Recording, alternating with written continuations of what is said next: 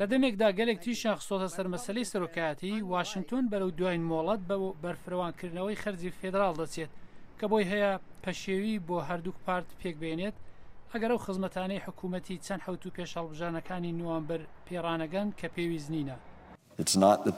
کات بۆ گەمەکانی سیاسی نییە. ئەمە شتێکە دەبێت هەنگاوی بۆ هەڵبنیان و ئەو کارەش دەکەین.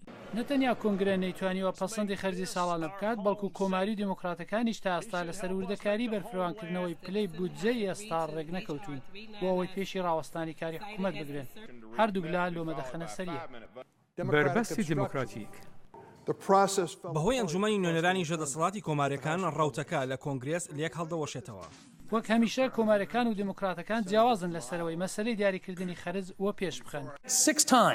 6 جار دیموکراتەکان بربەستیان بۆ سەنات دروست کردووە کە یاسا بۆ دابینکردنی بوجە بۆ وەزارەتی بەرگری بوجەی پێویست بۆ سەربازانی ئێمە بۆ بەجێگەیاندنی کردارەکانیان لە بەرچاو بگرن.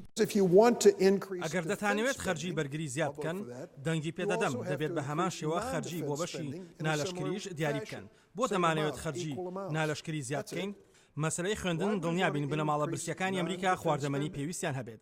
دڵنیابین FBI بە باشی خەرجی بۆ دیاری دەکرێت. وتوێژی دوو پارتی لە پشتی دەرگاداخراوەکان درێژەی هەیە بێ ئەوەی ئاماژێ بکەن کە پێشکەوتنیان بوو بێت. هەوڵەکان بۆ بربەرەکانی لەگەڵ نەخۆشی زیکا لە نێوکارەکانی تەنگەتاویدان. ئێمە لە ناوەندی قەیرانێکی تەندروستی کۆمەڵایەتین و دەبێت وەک کارێکی تەنگەتاوی چارەسەری بۆ بکرێت. هێزێکی تری بەتوانە هەیە بۆ بەهێزکردنی ڕێکەوتنەکە ئەویش لەو چەند حوتۆی دوایی پێشهەڵبژاردن خوازیاری یاسادانەران بۆ کۆبوونەوە و تیشەخستنە سەر ئەیالەت و ناوچەی خۆیانە. ئێمە ڕۆژانی کەمتر لە واشنگتن کار دەکەین لە چاو ئەو 160 ڕۆژەی هەمانە. ئەو ڕۆژژمێرەم بە ئەندامانی بنەماڵەکەم نیشاندا ئەوان پێیان وا بوو ئەوە جەفەنگە. بۆ ئێستا کەم کەس دەتوانێت پێشبینی جدی بکات. کاتێک ئێمە بە ڕێککەوتنێک گەیشتین ئاگادارتان دەکەینەوە